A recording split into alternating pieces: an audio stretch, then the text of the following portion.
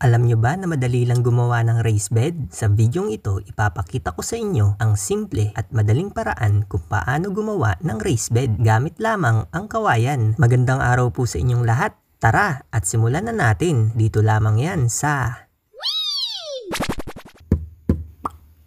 garden natin. Para gumawa ng raised bed, una, pumili lamang ng tamang lokasyon kung saan natin ilalagay ang ating gagawing raised bed. Pumili ng lugar na may sapat na sikat ng araw para sa halaman. Ayan, at nakikita nyo naman ang anino ko o anino ni Monkey the Luffy.